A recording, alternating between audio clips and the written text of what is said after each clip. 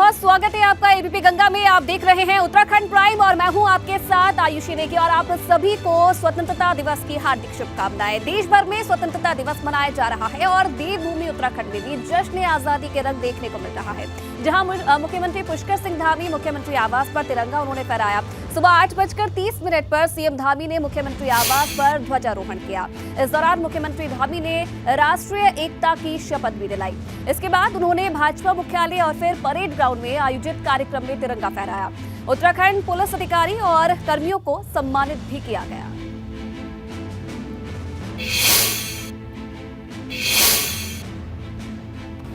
देवभूमि उत्तराखंड के सम्मानित भाइयों बहनों को देश की आज़ादी की 75वीं वर्षगांठ अर्थात आज़ादी के अमृत महोत्सव की इस बेला में मैं आप सबको हार्दिक बधाई और शुभकामनाएं देता हूँ।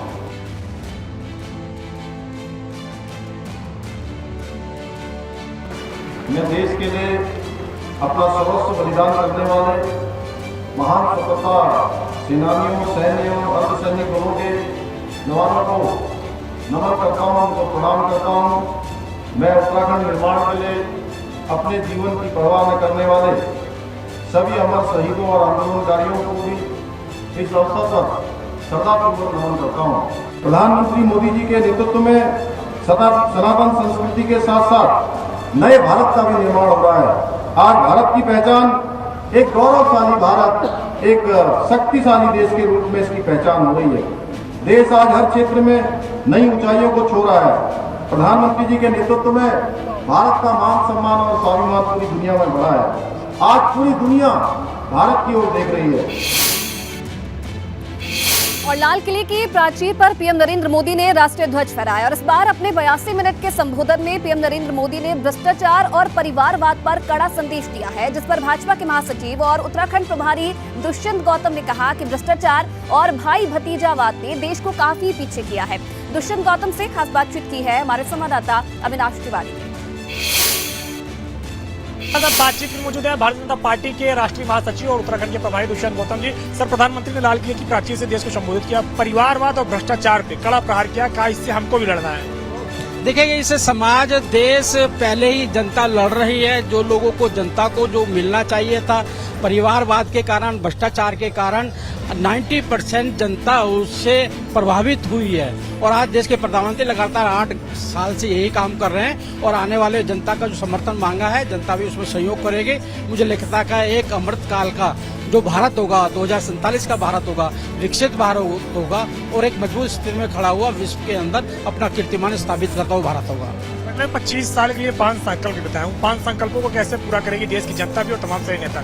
आपने देखा होगा प्रधानमंत्री जब संकल्प लेते हैं, संकल्प के साथ पूरा करने का निर्णय भी साथ साथ लेते हैं। आज आप देखिएगा, आज अमृत महोत्सव पर घर घर तिरंगा, कोई कल्पना भी नहीं कर सकता। आज विश्व के अंदर भारत जहां तिरंगा फहरता हुआ दिखाई देता है, हर संकल्प को, आपने कोरोना ऐसी महामारी देखी होगी, विश्व के अंदर ऐसी महामारी को किस प्रकार से उन्होंने अपने तरीके से खत्म करने का काम ही नहीं किया। विश्व को एक कीर्तिमान के रूप में 2200 करोड़ वैक्सीनेशन का रिकॉर्ड भी बनाया। नया नारा भी उन्होंने दिया, जिसमें अगर बात करें जय जवान, जय किसान, जय विज्ञान के साथ साथ जय अनुसंधान जोड़ दिया। हाँ, जय अनुसंधान का मतलब ये है कि इनोवेशन आदमी को करना चाहिए, लगातार नई चीजें सीखनी चाहिए और नई चीजों की ओर बढ़ना चाहिए। हम इन चुनौतियों से कैसे लड़ सकते हैं, कैसे आगे बढ़ सकते हैं, उसके लिए उन्होंने रास्ता दिया है। हमने खुद ने अनुसंधान करना है और आगे बढ़ना है। एक आखिरी सवाल है, लाल किले की प्राचीर से वीर सावरकर को भी उन्होंने नमन किया, किस तरीके से आप देखते हैं?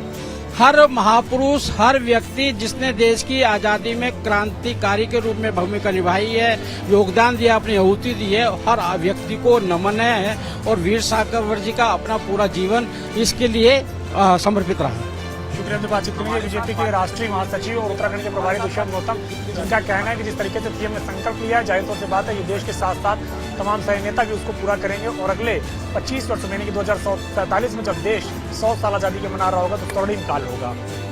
के साथ अविनाश तिवारी, गंगा, दिल्ली। और उधर विधानसभा अध्यक्ष रितु खंडूड़ी ने विधानसभा में ध्वजारोहण किया। विधानसभा अध्यक्ष ने स्वतंत्रता संग्राम में बलिदान देने वाले वीरों, शहीदों की शहादत को याद करते हुए प्रदेशवासियों को स्वतंत्रता दिवस की शुभकामनाएं दी। तो विधानसभा से तस्वीरें आप देख रहे हैं।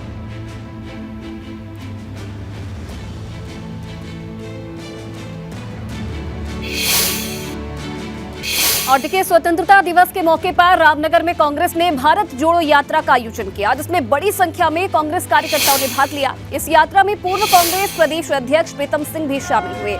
ये यात्रा पीरुम दारा के किसान इंटर कॉलेज से कई गांवों से होते हुए पैठ पड़ाव पहुंचे।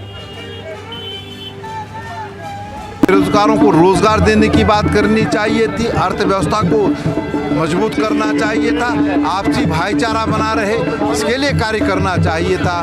लेकिन सत्ता में बैठे हुए लोकतंत्र पर प्रहार कर रहे हैं, इस देश के संविधान पर प्रहार कर रहे हैं और इस देश के सांप्रदायिक सौहार्द को समाप्त करने का काम कर रहे हैं। तो ऐसी परिस्थितियों में कांग्रेस का एक साथी का दायित्व बनता है, कर्तव्य बनता है कि वो पूरी ताकत के साथ ऐसी ताकतों के खिलाफ लड़ने का काम करे। आज देश में आज़ादी का 75वां अमृत महोत्सव मनाया जा रहा है। खुशी की बात है, तिरंगा हम सबकी आन बान शान का प्रतीक है। लेकिन जिस तरह से चुनाव में पार्टी के झंडे फ्री घर घर तक बांधने वाली पार्टी आज तिरंगे को 20 रुपया 30 रुपया में बेच रही है, जो गरीब पैसे नहीं दे पा रहा है, राशन की दुकान से उसका राशन काटा जा रहा है, वो गलत है। और देहरादून में कांग्रेस मुख्यालय पर कांग्रेस प्रदेश अध्यक्ष करण माहरा ने ध्वजारोहण किया और प्रदेशवासियों को स्वतंत्रता दिवस की शुभकामनाएं दी। कहा कि देश की अखंडता और एकता को बचाए रखने में कांग्रेस ने अहम भूमिका निभाई है।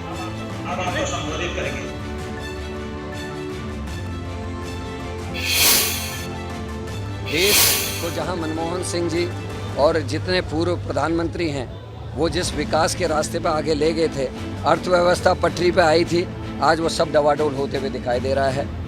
जहां बेरोजगारी की दर लगातार बढ़ रही है, देश का खजाना खाली हो रहा है, देश में एक नया चलन चला है जहां आज किसान आत्महत्या कर रहे हैं और देश की अर्थव्यवस्था इस कदर बिगड़ गई है कि डॉलर 80 रुपये से ऊपर चले गया है। और हरिद्वार में योग गुरु बाबा रामदेव ने मदरसा इस्लामिया अरबिया कुरान बोड़ा हेड़ी में झंडा फहराकर हिंदू मुस्लिम भाईचारे का संदेश दिया है। पतंजलि योग पीठ से मदरसे तक योग गुरु बाबा रामदेव, आचार्य बालकृष्ण सहित पतंजलि योग पीठ के कार्यकर्ताओं ने तिरंगा यात्रा निकाली।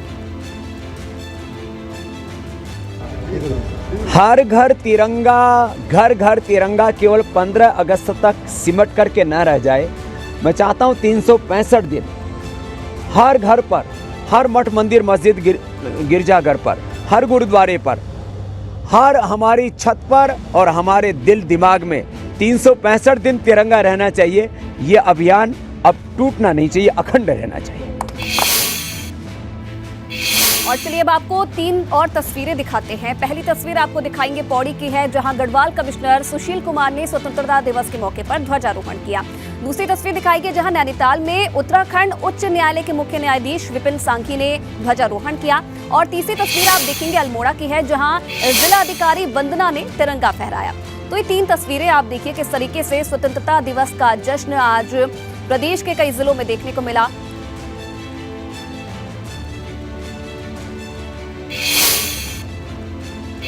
तो देखिए, पौड़ी में गढ़वाल कमिश्नर सुशील कुमार ने स्वतंत्रता दिवस की 75वीं वर्षगांठ पर गढ़वाल मंडल मुख्यालय की कमिश्नरी में ध्वजारोहण कर स्वतंत्रता दिवस को मनाया।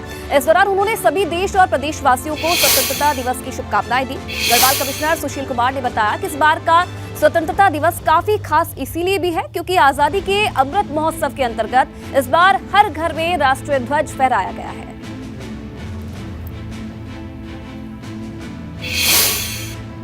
75 वर्ष पूरे होने पर आज हम अमृत महोत्सव के रूप में अपने स्वाधीनता को सेलिब्रेट कर रहे हैं। मैं समस्त देशवासियों को, उत्तराखंड के नागरिकों को, जनपद पौड़ी गढ़वाल एवं गढ़वाल मंडल के सभी नागरिकों को हार्दिक शुभकामनाएं देता हूं।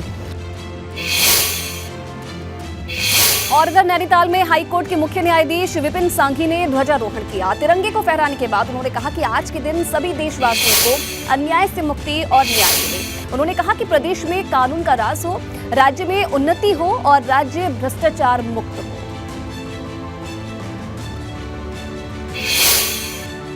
बहुत शुभकामनाएं इंडिपेंडेंस डे की।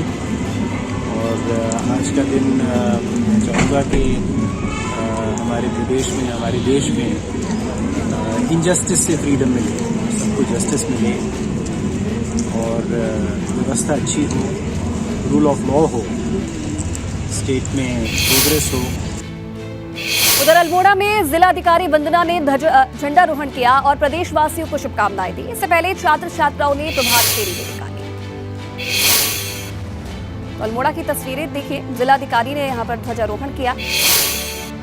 आज स्वतंत्रता दिवस के उपलक्ष्य में कलेक्ट्रेट में भी और विभिन्न जो जनपद के सरकारी कार्यालय हैं, गैर सरकारी कार्य भवन हैं, सब में झंडारोहण बड़े उत्साहपूर्वक किया जा रहा है। मैं सभी प्रशासन की टीम की तरफ से अपने सभी जनपदवासियों को शुभकामनाएं देती हूँ।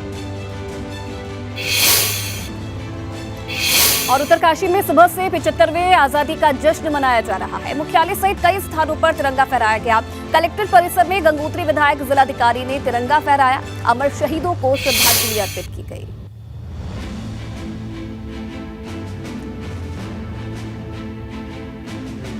उत्तरकाशी की तस्वीरें आप देख रहे हैं। आज पूरे प्रदेश भर में स्वतंत्रता दिवस की धूम देखने को मिल रही है।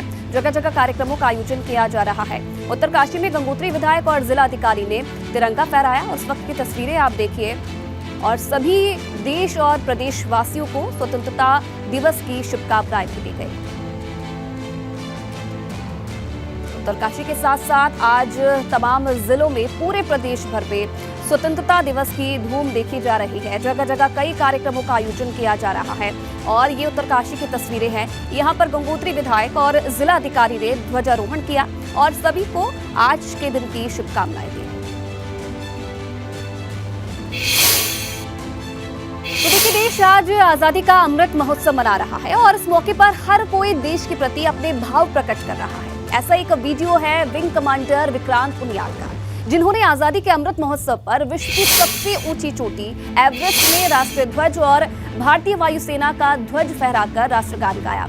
उन्होंने अपनी इस कामयाबी को स्वतंत्रता सेनानियों को समर्पित किया है।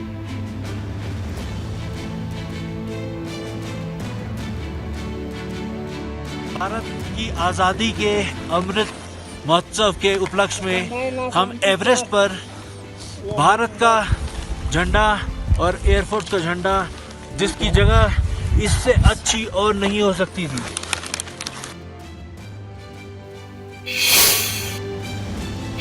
और चलिए अब आपको बद्रीनाथ से आई सबसे भव्य तस्वीर दिखाते हैं, जहां बद्रीनाथ मंदिर की आकर्षित करने वाली सुंदरता सभी का ध्यान अपनी ओर खींच रही है। यहाँ मंदिर के पानी में बाबा बद्री विशाल की परछाई ने सबका मन मुग्ध किया।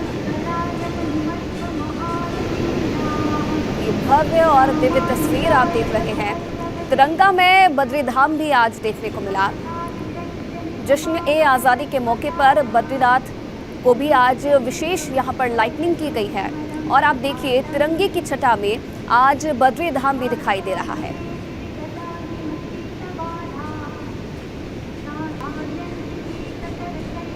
बड़ी खबर आपको बता दें, रुद्रप्रयाग में बद्रीनाथ हाईवे नरकोटा और कांकरा के बीच बंद हो गया है। सिरोबगढ़ में बंद हाईवे 6 घंटे बाद खुला है।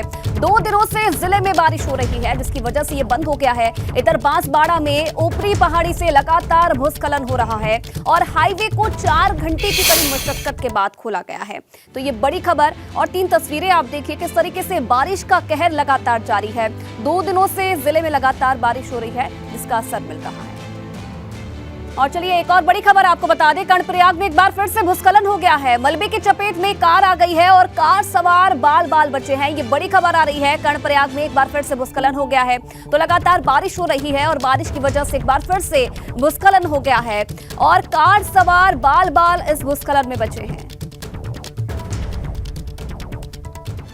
और चलिए फिलहाल इस बुलेटिन में इतना ही। तमाम खबरों के लिए आप बने रहिए एबीपी गंगा के साथ।